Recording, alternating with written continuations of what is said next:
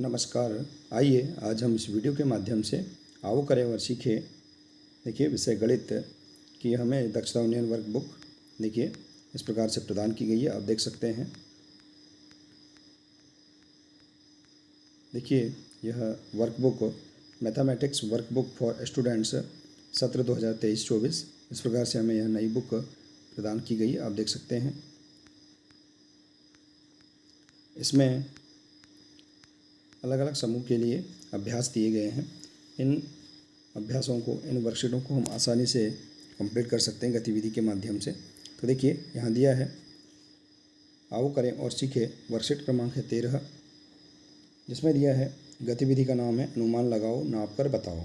और इसमें देखिए लंबाई की माप का अनुमान हम इसके माध्यम से सीखेंगे। देखिए वर्कशीट में कार्य करने से पहले हमें गतिविधि दी गई है, इस गतिविधि को करना है, इसके बाद ही वर्कशीट को कंप्लीट करना है। तो आइए देखते हैं।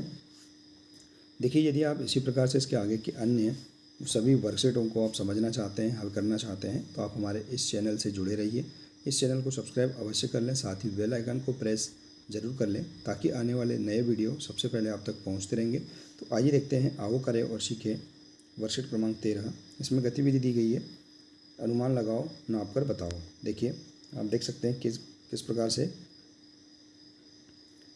इसे कंप्लीट करना है। बच्चे देखिए बालिश या बित्ता या अंगुल की सहायता से घर अपने आसपास उपलब्ध किसी भी वस्तु जैसे मेज की सतह की लंबाई का मापन करेंगे तथा माप को अपनी कॉपी में लिखेंगे। बच्चे घर के किसी अन्य सदस्य से भी मेज की उसी सतह की लंबाई अपनी बालिश, बित्ता या अंगुल से मापने के लिए कहेंगे। तो इस प्रकार से आप गतिविधि कर सकते हैं। इसके बाद बच्चे अपने द्वारा मापी गई लंबाई और अन्य सदस्य द्वारा मापी गई लंबाई की तुलना करेंगे।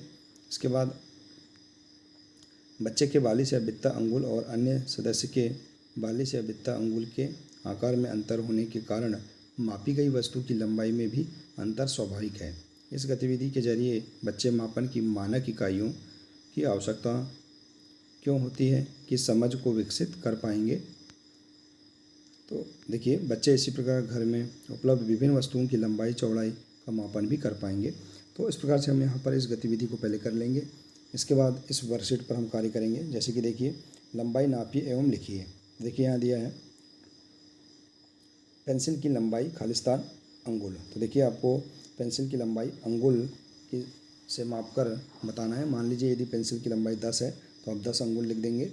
इसके बाद देखिए एक बित्ता की लंबाई, तो देखिए आपका जो एक बित्ता है उसकी लंबाई कितने अंगुल है आप इसे माप सकते हैं। यदि मान लीजिए उसकी लंबाई यदि 12 है तो 12 अंगुल लिख देंगे, या अन्य जो भी आता है उसका आंसर हम यहाँ पर लिख देंगे। इसके बाद देखिए एक कदम की लंबाई कितने बित्ता है इसे आप माप कर लिख देंगे। इसके बाद है दरवाजे की चौड़ाई। तो देखिए आपके घर में जो दरवाज़ा है इसकी चौड़ाई कितने बित्ता है इसे आप माप कर लिख देंगे, या फिर आपके स्कूल में जो दरवाज़ा है इसकी चौड़ाई हम बित्ते में माप कर लिख देंगे। तो देखिए यहाँ पर हमने उदाहरण के तौर पर सभी माप बताया है, अनुमानित माप बताया है। माप कर आप इसे माप कर यहाँ इसके राइट आंसर लिख सकते हैं। इसके बाद देखिए दरवाजे की चौड़ाई। तो देखिए दरवाजे की चौड़ाई कितने पेंसिल है आप पेंसिल से माप कर लिख सकते हैं। मेज की चौड़ाई, देखिए मेज की चौड़ाई कितने बित्ता है आपको लिखना है। यदि 4 बित्ता है या 5 बित्ता है तो आपको यहाँ पर इसका आंसर लिखना है। इसके बाद है पलंग की ऊंचाई। देखिए आपके घर में जो पलंग है इसकी ऊंचाई कितने अंगुल है यह लिखना है, तो आप अंगुल या अंगुली से माप कर लिख सकते हैं। इसके बाद है दरवाजे की चौड़ाई कितने अंगुल है, तो इसे आप यहाँ लिख सकते हैं। तो इस प्रकार से हम यहाँ पर इस वर्कशीट के माध्यम से लंबाई की माप का अनुमान हम सीख सकते हैं। देखिए इस प्रकार से इसे कंप्लीट कर सकते हैं।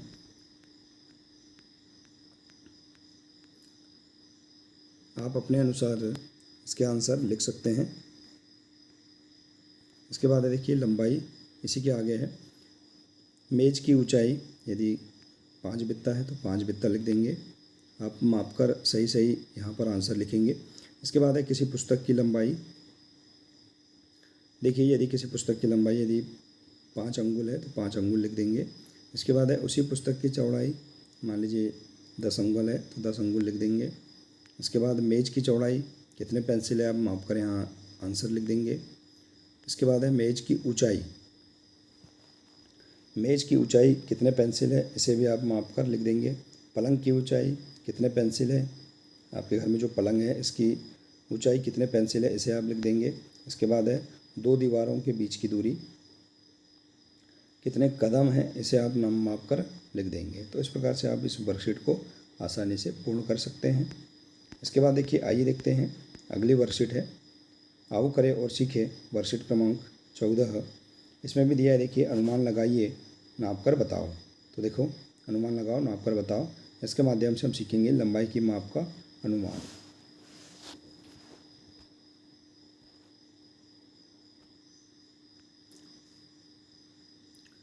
तो आइए देखते हैं इस वर्कशीट के माध्यम से हम सीखेंगे लंबाई की माप का अनुमान। इसे भी हम आसानी से कंप्लीट कर सकते हैं। देखिए वर्कशीट क्रमांक 13 और 14 इसके माध्यम से हमें लंबाई की माप का अनुमान सीखेंगे। तो देखिए इसमें दिया है एक समान लंबाई के लकड़ी के पटरे या डंडे से लंबाई एवं दूरियां नापिए।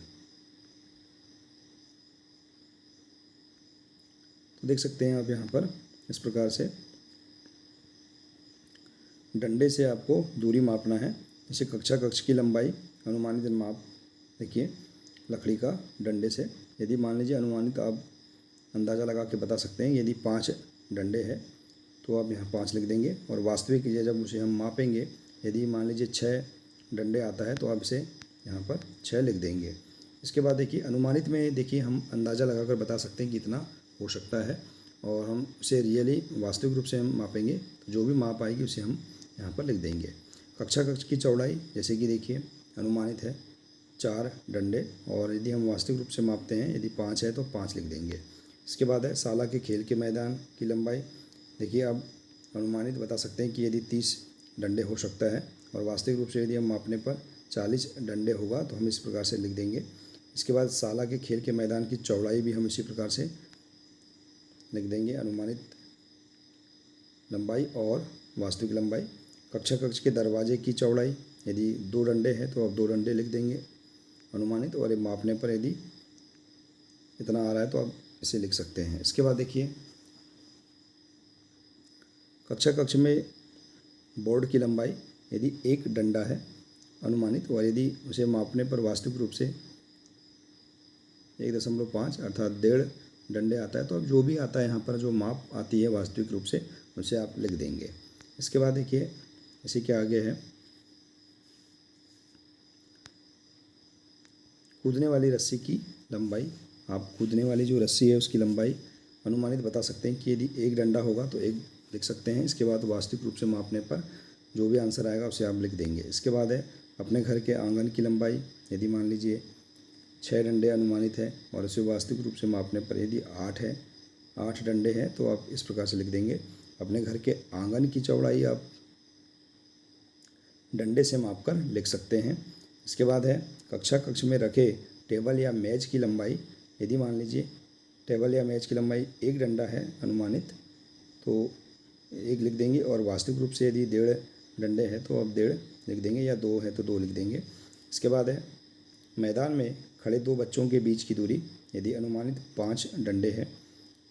देखिए दूरी 2 बच्चे जो खड़े हैं उनकी दूरी पर डिपेंड करता है, तो आप जो भी आंसर आएगा उसे आप लिख देंगे। इसके बाद है बच्चे की स्वयं की ऊंचाई, यदि मान लीजिए आधा डंडा है बच्चे की स्वयं की ऊंचाई और मापने पर 1 डंडा है तो आप 1 इस प्रकार से लिख देंगे। तो इस प्रकार से देखिए आप अपने अनुसार इस गतिविधियों को कंप्लीट करेंगे। देखिए आप अपने घर पे डंडा या पटरे से अनुमानित नाप और वास्तविक नाप के आधार पर इस वर्कशीट को आसानी से कंप्लीट कर सकते हैं। तो देखिए आशा है कि आपको ये वर्कशीट समझ में आ गई होंगी। वर्कशीट क्रमांक 13 और 14 इसे हम आसानी से कंप्लीट कर सकते हैं। देखिए यदि जानकारी अच्छी लगी हो तो प्लीज़ इसे अधिक से अधिक शेयर करें, वीडियो को लाइक करें, और इसी प्रकार से इसके आगे की अन्य जानकारी प्राप्त करने के लिए आप हमारे इस चैनल से जुड़े रहिए। मिलते हैं इसी प्रकार से अगले नए वीडियो के साथ। नमस्कार।